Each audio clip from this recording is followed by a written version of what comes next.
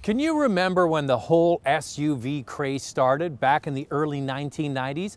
The vehicles of choice back then were the Jeep Cherokee, the Toyota 4Runner, the Nissan Pathfinder, and of course, the Ford Explorer. And for the most part, they were all based on pickup truck platforms, but a lot has changed since then. The Ford Explorer has ditched the truck chassis for a crossover platform to reduce weight, improve fuel economy, and handling. Plus, it looks great. Well, it could be argued that this latest Ford Explorer looks a lot like a Range Rover, and that's pretty good company. You have to remember, Ford used to own Range Rover. The new front grille and headlamps have been raised, plus the headlamps and fog lights are standard LED technology. The roof rails have been integrated in to give it a cleaner look, and the rear spoiler adds a nice touch. There are a number of new wheels to choose from, ranging from 18 to 20 inches, and the back features a new rear bumper, tailgate, exhaust tips, and rear lights. Now, Ford was the very first company to have this feature. Keys in your pocket or your purse, and all you do is you kick underneath the bumper and the tailgate opens automatically. Now, imagine you're at the grocery store, you've got hands full of groceries, you put them in, and then once you're done, you just reverse it, kick it, and walk away. The Explorer starts at roughly $33,000 and goes all the way to $58,500 for this new Platinum trim. This trim gets some nice touches, like a huge panoramic roof, skid plates front and back with integrated exhaust tips, 20-inch wheels, and LED accent lighting up front.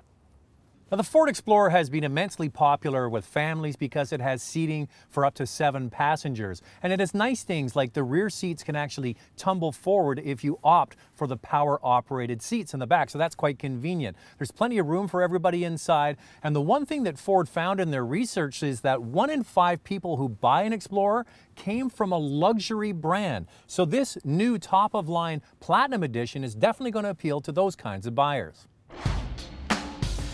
Another big change for 2016 is the introduction of buttons on the center stack, eliminating the need to go into the My Ford touchscreen to access functions you use every day. It's a bit of an admission from Ford that the old way wasn't exactly perfect, and this helps clean it up. The Platinum here features real aluminum accent pieces, real ash wood, and a level of finish we haven't seen from Ford before. Just look at the leather on the dashboard, the beautiful sumptuous seats, and the overall layout. Now, one thing we have to harp on, it's just a basic design feature of this Explorer. All of us here on the crew have noticed it. It was in the last Explorer and it's with this one, and for some of us is a bit of a deal breaker. It's the dead pedal where you rest your left foot is at an awkward angle and it's really small. And on a long trip, you need to be able to rest your foot somewhere, and that is not comfortable. Now, this Ford Explorer is available with 2 EcoBoost engines and a standard V6. The older 2-liter EcoBoost 4-cylinder engine has been replaced by a 2.3-liter unit that has 40 more horsepower and 40 additional pound-feet of torque. This engine is rated at 280 horsepower and 310 pound-feet of torque. This engine is available on the base, XLT, and Limited trim. The standard engine on the base, XLT and Limited, is a 3.5-liter V6 with 290 horsepower. The Sport and the Platinum, the one we have here, has a 3.5-liter V6 EcoBoost with a whopping 365 horsepower and 350 pound-feet of torque. The one thing I've noticed personally when driving a smaller turbocharged 4-cylinder vehicle, especially in a big truck like this, is the mileage can really vary depending on your driving style. If you have a heavy foot, you're going to use a lot of fuel. If you're light on the throttle, you can actually get pretty good economy. But for more consistent mileage, the good old V6 might be the way to go.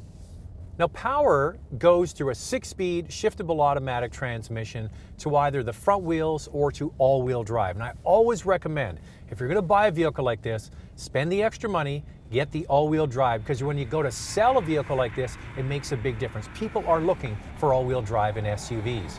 Now, if you want a sportier ride, get the Sport model. It has stiffer springs and shocks that really matches this 3.5-liter EcoBoost engine. The first Ford Explorer was introduced in 1991. That's 25 years ago. This is a 2016 model and it's light years ahead of anything Ford has produced in the SUV space before. It's big, it's luxurious, it has tons of power, and now is more refined than ever before.